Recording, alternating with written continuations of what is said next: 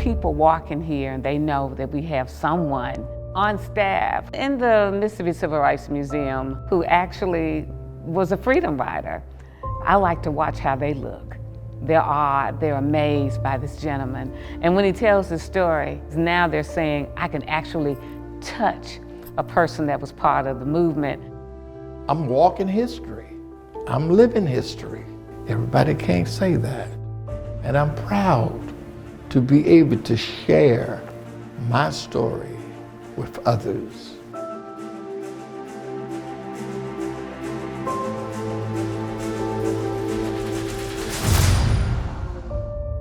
I was 13 years of age.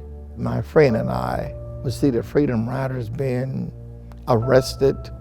I just thought that was just outrageous to see a person being spat on or being kicked, not knowing why these individuals was being beaten. They became my hero and my shero. And I just more or less fell in love with those individuals. You're under arrest. And one day my friend ran over and told me he heard that the Freedom Riders was coming to Jackson. And I replied, man, if they do, I got to see them. It all started here. We didn't live far from the bus station where we could actually ride our bicycles, and we took off to the Greyhound bus station. It's vacant at the terminal. The Freedom Riders had made it there, arrested and taken away. So we decided to play. And as a joke, my friend pushed me inside of the bus station. This is where he pushed me in this set of doors here.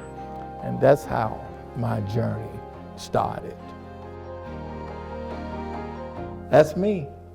Kind of good looking to me, I don't know about to you. After being arrested, I was taken to a place called Parchman Prison. Parchman Prison was probably the most notorious prison in these United States.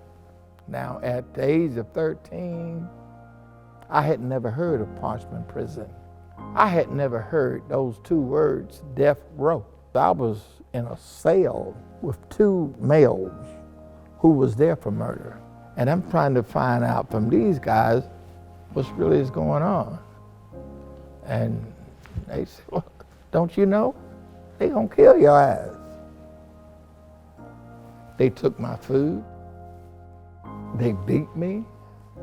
They just misused me. When you walk out that cell door, if you go to the right, that means that you're going to the chamber. But if you go left, you're all right. Luckily, when I came out, I was able to go left. And I'm very thankful I went left. I'm just thankful that I'm here. They brought me from Parchman Prison back to Jackson. They called my mother and told my mother to come to the Jackson Police Department. She said, okay. I mean, it was a glorious day. Then thereafter, I met a gentleman by the name of James Bevel, who was an activist here in Jackson. My mom said, if you promise me you would take care of my son, he can go with you. And he told her that he would. We started protesting, and I don't know how many times I was arrested, to be honest with you. They say 109 times. I just know I was arrested so many times, it got good to me. There was no turning me around. Mr. Hezekiah Watkins, and we called him Mr. Heck here, such an amazing man. When school children walk into this museum, they're like, wow. And they're mystified at first. They don't know what to say. The kids just, man, they received me like I was a rock star. This was ground zero for the civil rights movement. You walk in here and you feel like you're a part of the movement. Artifacts here, they're breathing, they're living because somebody touched that artifact. Being able to see the doors to the Bryant store, Emmett Till touched those handles of that door for the last time.